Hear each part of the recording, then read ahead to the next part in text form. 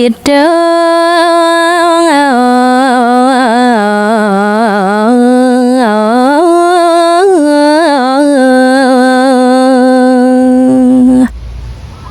Om Swastiastu.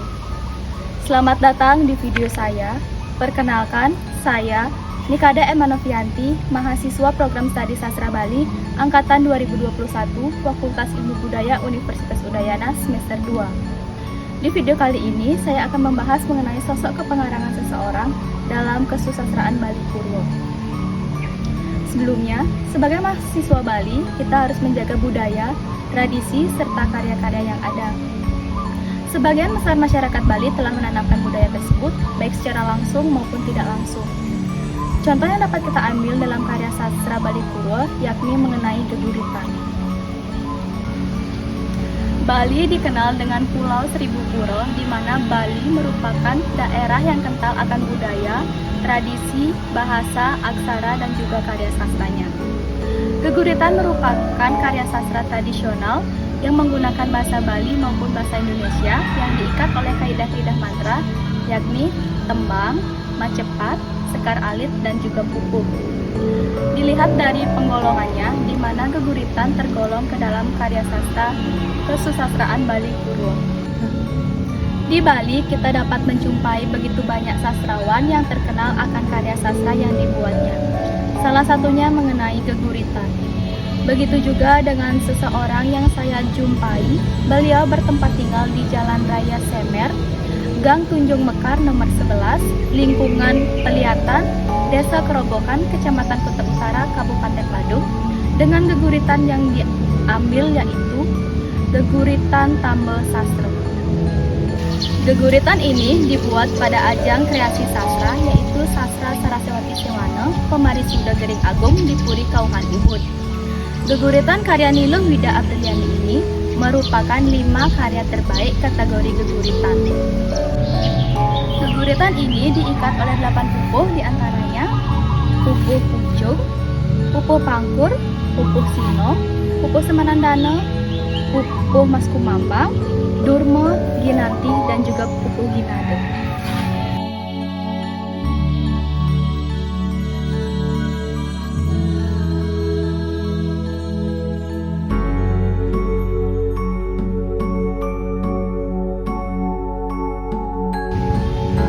Geguritan ini menceritakan tentang awal mula terjadinya virus corona yang melanda dunia, terutama Indonesia.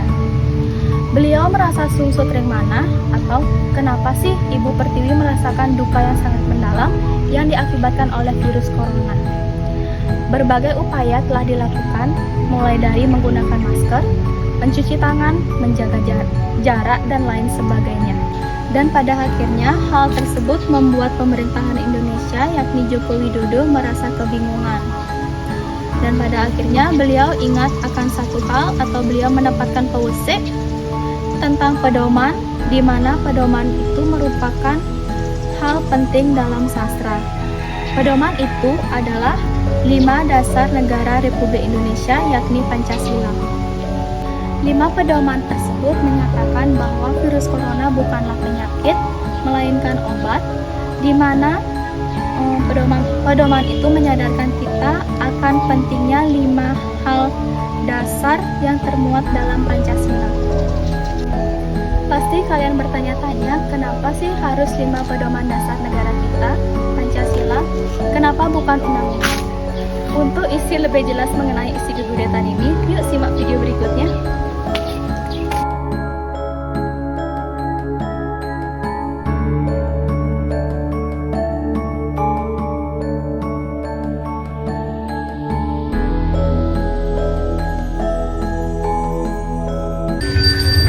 Awal Tiang terjun ke dunia mulai untuk menulis karya sastra. Sebenarnya yang pertama itu Tiang senangnya nih ke nulis cerpen. Waktu kuliah Tiang senang nulis cerpen untuk dikirim ke Pos Bali dan koran Bali Pos. Kebetulan ada salah satu cerpen yang termuat yang judulnya itu cerpen 3M judulnya. itu yang pernah tembus ke Suara Saking Bali dan diunggah di koran Bali Pos dan Pos Bali. Kemudian Mbok juga senang nulis puisi Bali, sama juga yang biasanya kirim ke koran unggahan media Suari Pos Bali. Hobi menulis geguritan itu baru mulai dilakoni setelah bekerja, yaitu bekerja sebagai penyuluh bahasa Bali, karena awalnya masih ragu karena saya pemula, belum bisa membuat membahasakan geguritan itu gimana sih sebenarnya caranya untuk menulis yang baik dan benar. Jadi setelah menjadi penyuluh, karena sering mendapatkan mengikuti seminar-seminar dan sebagainya, akhirnya ada ketertarikan untuk menulis geguritan. Prestasi yang pernah yang peroleh sebenarnya dari SD yang memang sering mengikuti ajang-ajang perlombaan seperti lomba papupuh dan geguritan. Waktu SD sempat mewakili gugus ke tingkat kecamatan, juga dapat juara papupuh. Kemudian tingkat SMP yang berpartisipasi di dalam Sekekidung. Kemudian di SMA pernah ikut usaha Dharma Gita di PKB, tapi walaupun belum mendapatkan juara, tapi itu tidak masalah buat saya. Yang penting pengalaman adalah guru yang terbaik. Kemudian di bangku kuliah yang aktif di UKM Dharma Gita. Kemudian setelah bekerja sebagai penyuluh bahasa Bali yang ikut di ajang Sastra Saraswati Sewana dan mendapatkan penghargaan menjadi 5 terbaik kategori geguritan. Dari sebenarnya Mbok kan masih pemula nih, Mbok baru ngarang 3 geguritan. Salah satu geguritan favorit itu geguritan Tambah Sastra. Alasan kenapa geguritan itu menjadi kesukaan Mbok itu apa? Karena geguritan itu memiliki kesan yang sangat luar biasa bagi Mbok, terutama pada saat pembuatannya itu ada suatu kejadian yang tidak bisa Mbok lupakan. Sebenarnya tragedi, tapi akhirnya membawa pesan yang baik untuk diri Mbok sendiri. Geguritan Tambah Sastra itu kan sebenarnya Mbok buat karena mengikuti ajang Sastra Saraswati Sewana yang dilaksanakan oleh Puri Kauhan Ubud. Jadi tema dari geguritan itu adalah tentang pandemi COVID-19. Jadi pesannya intinya tentang COVID. Inspirasi pembuatan geguritan itu ya karena bagaimana kita menjalani hidup ketika pandemi COVID-19. Dari sana mau ambil sedikit demi sedikit bagaimana kita sudah di penjara selama 3 tahun kan karena COVID-19. Ya dari apa keseharian yang mau lakoni, dari sana mau bisa mengambil pesan-pesan untuk menuliskan geguritan tersebut. Tambah Sastra, tambah itu kan artinya obat, sastra itu artinya sastra. Sastra itu kalau di zaman sekarang sebenarnya menurut Mbok pribadi sastra yang paling kuat itu adalah sastra Pancasila. Sebenarnya isinya itu tentang Pancasila. Di sana pun di dalamnya ada terkisah Bapak Presiden Jokowi Mbok tulis di sana bahwa tata cara kita untuk memerangi atau nambanin, ngubatin kewentenan COVID-19, keberadaan COVID-19 itu adalah sastra Pancasila. Itu sebenarnya pedoman utama yang bisa menyelesaikan permasalahan terkait COVID-19. Tujuannya memberikan kekuatan, artinya kekuatan dari diri sendiri kepada masyarakat bahwa jangan menyerah ketika kita dijajah atau diserang oleh pandemi. Kita harus tetap bersemangat. Kita sudah punya 5 pedoman, yaitu Pancasila itu yang pertama ketuhanan. Jadi tetaplah kita mendekatkan diri kepada Tuhan. Yang kemudian kemanusiaan yang adil dan beradab. Kita harus tetap memperkuat silaturahmi sesama manusia. Jangan hanya karena corona kita menyerah. Kemudian persatuan, kita harus tetap bersatu memerangi COVID-19 itu. Kemudian kerakyatan yang dipimpin oleh hikmat. Di sini kan peran yang utama itu adalah pemerintah. Jadi pemerintah menjadi tameng yang pertama sebagai pemelopor untuk memerangi COVID-19. Kemudian keadilan sosial, pemerintah juga harus adil kepada masyarakat. Pokoknya itu sebagai senjata melawan COVID-19. Geguritan Tambah Sastra itu awal mula kisahnya menceritakan keberadaan Bapak Presiden Jokowi yang merasa sedih karena adanya virus corona yang melanda dunia, khususnya di Indonesia. Beliau merasa sungsut ring mana, sedih, sangat sedih. Kenapa Ibu Pertiwi mengalami duka yang sangat besar, yaitu dilanda oleh COVID-19. Berbagai cara sudah dilakukan seperti kita ketahui dengan menjalankan protokol kesehatan, memakai masker dan sebagainya. Tapi karena begitu lamanya COVID-19 itu melanda, keberadaan rakyat pun semakin hancur. Karena tidak bekerja, jadi ekonomi sudah mulai menurun. Banyak yang melakukan tindakan kriminal, jadi berbagai hal yang negatif melanda keberadaan Indonesia. Jadi Jokowi merasa sangat bingung, Bapak Presiden merasa sangat bingung.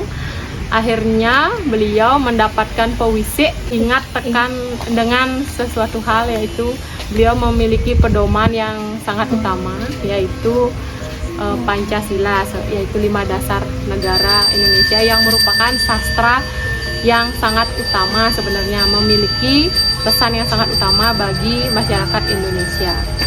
Seperti yang sudah saya jelaskan tadi, yang pertama, Pancasila itu ketuhanan yang Maha Esa. Sebenarnya virus corona itu adalah obat, bukannya penyakit sebenarnya. Obat yang menyadarkan kita ke sila yang pertama, yaitu untuk kembali mendekatkan diri dengan Tuhan yang Maha Esa. Seperti kita sudah ketahui, sebelum adanya virus corona, masyarakat itu sudah mulai lupa mendekatkan diri dengan Tuhan. Kemudian yang kedua, kemanusiaan yang adil dan beradab.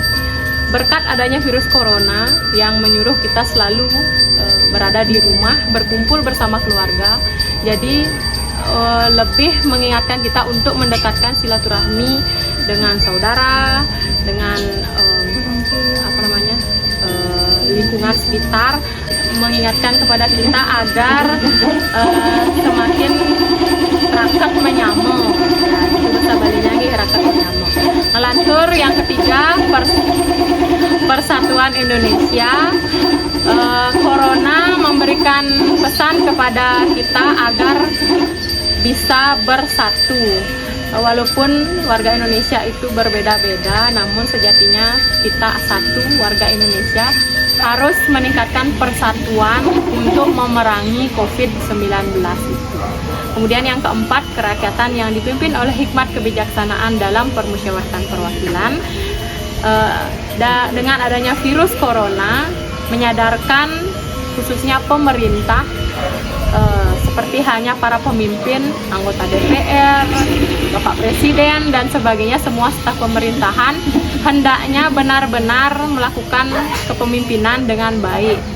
Seperti kita ketahui, sebelumnya banyak anggota dewan yang tidak melakukan tugasnya dengan baik, banyak yang korupsi, adanya kolusi, nepotisme dan sebagainya.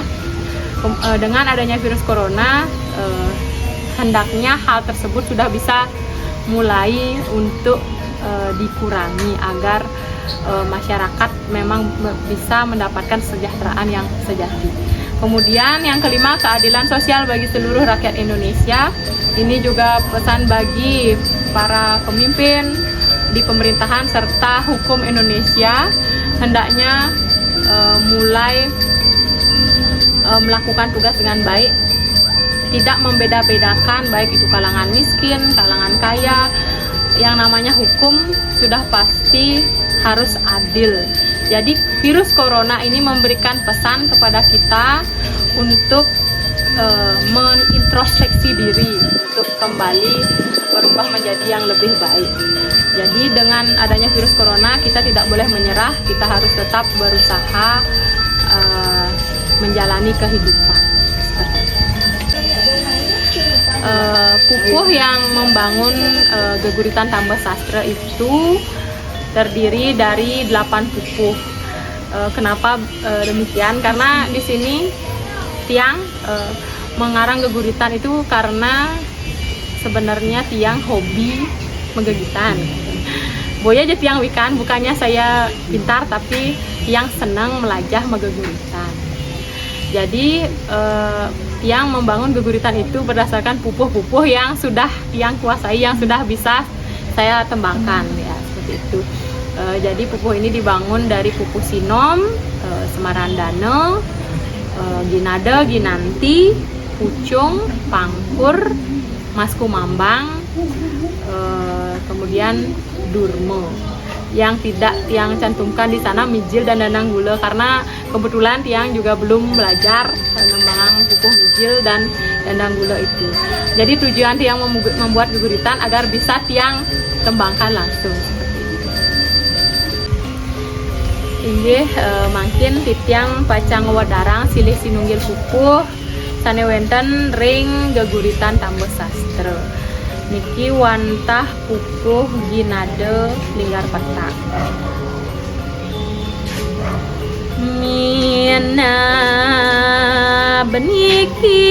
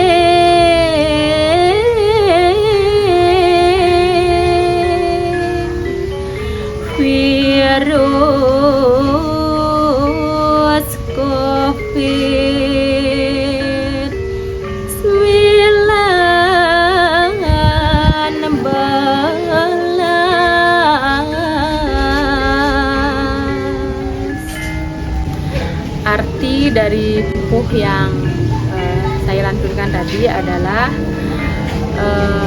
mungkin ini sudah merupakan kehendak dari Ida Sang Hyang Paramukawi, Ida Sang Hyang Widiwasa, yang menyebabkan jagat raya ini menjadi gelap gulita, ya. Terasa tidak ada cahaya, rem-rem jagat kan kita terasa gelap karena adanya virus corona yang dikatakan sebagai gering gerubuk. yaitu virus COVID-19 yang membuat jagat raya ini menjadi gelap selama 3 tahun, mengikat negul tanpa tali. Pembuatan geguritan ini kurang lebih niki karena sebenarnya yang menulisnya itu iseng-iseng sambil ngempu di rumah kurang lebih 1 minggu. Bahkan sebenarnya waktu ajang ini yang itu ikut 2 lomba, cerpen dan geguritan. Dalam hati itu sebenarnya lebih yakin dengan cerpen, tapi geguritan ini yang iseng-iseng aja nulis gitu. Karena yang yakin karena geguritan itu pasti saingannya itu pasti orang yang sudah berpengalaman, pengelingsir. Sementara saya ini kan masih muda, jadi tidak yakin bisa menyaingi tokoh-tokoh yang sudah lebih berpengalaman. Jadi seperti itu. Jadi waktunya kira-kira itu 1 minggu. Kalau ditanya banyak karya yang sudah saya ciptakan, sebenarnya karena saya masih pemula nih, tambah titiang kelintang, tan bina titiang ngentungang uyah kepasih nih sih. Tapi karena hobi, memang karena apa ya, rasa batin saya yang cinta terhadap tembang-tembang Bali, karena diwariskan dari orang tua juga dari kecil memang sudah hobi megending. Saya awalnya membuat satu karya yang berjudul Geguritan Gita Semara. Itu yang buat waktu resepsi, untuk resepsi pernikahan yang waktu prewedding, yang menciptakan Pupuh Gita Semara nika mengisahkan kisah cinta, perjalanan cinta tiang dengan suami. Itu sebenarnya tujuannya untuk memotivasi generasi muda bahwa Pupuh itu sebenarnya bisa kita ungkapkan ke dalam hal-hal yang modern gitu. Jadi kadang kan banyak Yohana itu mengatakan bahwa Pupuh itu katrok, mujang sih melajah mau Pupuh itu kan nak gendingan anak tua-tua gitu. Padahal generasi muda pun kalau kita mau mempelajari dan melantunkan, sebenarnya sangat seru dan mengasihkan itu. Melajah mau Pupuh itu menyenangkan. Itu geguritan yang pertama. Yang kedua, geguritan tambah sastra yang sudah yang paparkan tadi. Yang ketiga nih geguritan Usada Ning Beji. Nah, geguritan ini baru yang buat dan bahkan masih proses. Yang rencananya akan coba yang kirim di perlombaan di ajang PKB, Pesta Kesenian Bali di tahun ini 2022.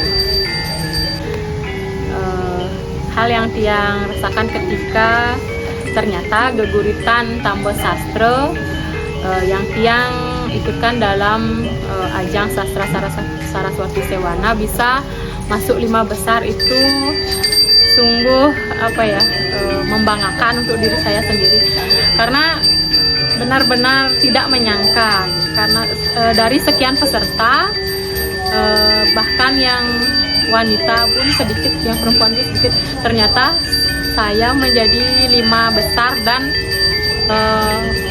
satu-satunya wanita di kelima kategori terbaik. Jadi sangat-sangat bangga.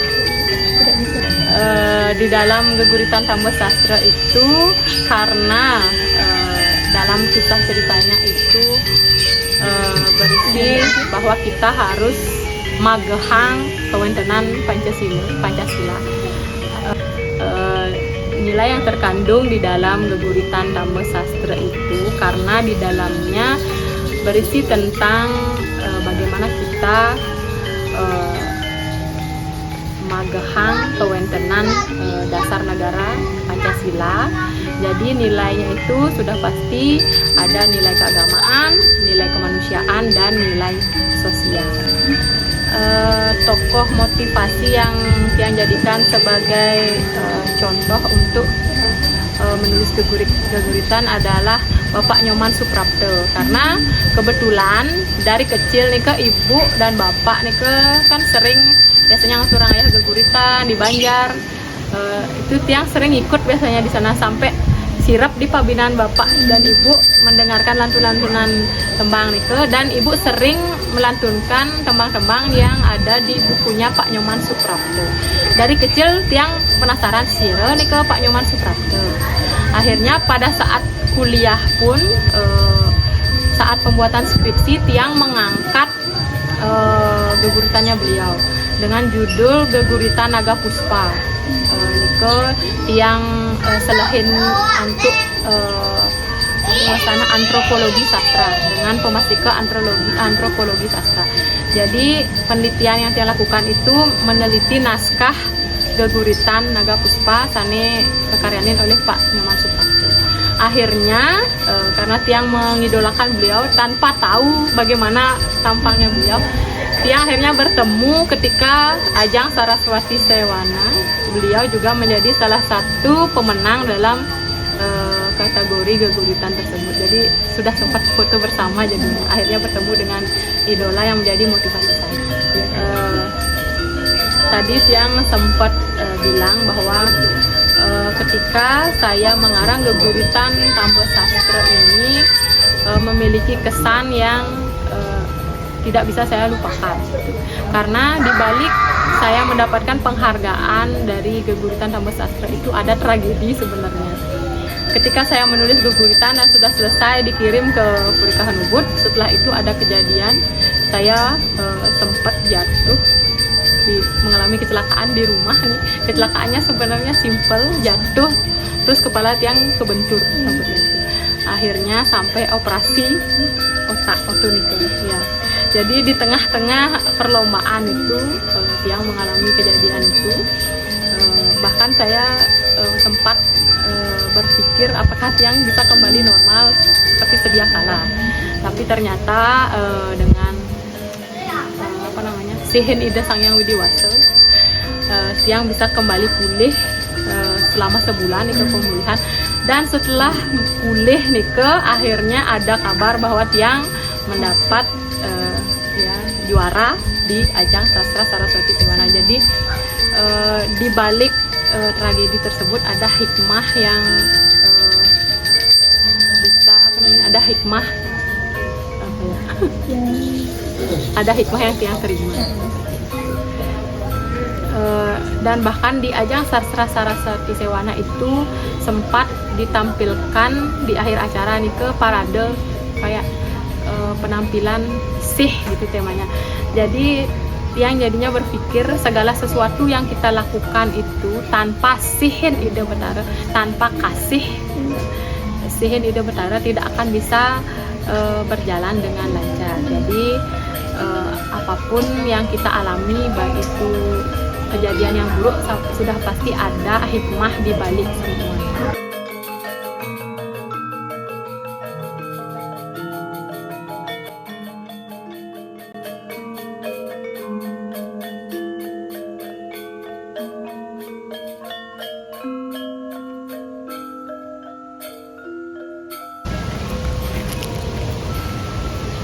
Nah, itulah sedikit wawancara saya dengan Mbok Nilo Wida Apriliani mengenai isi Geguritan Tambah Sastra. Dapat saya simpulkan bahwa Geguritan ini membahas mengenai munculnya virus corona yang menyebabkan Ibu Pertiwi mengalami duka yang sangat mendalam. Kita sebagai masyarakat hendaknya lebih memperhatikan hal kecil yang ada di sekitar kita.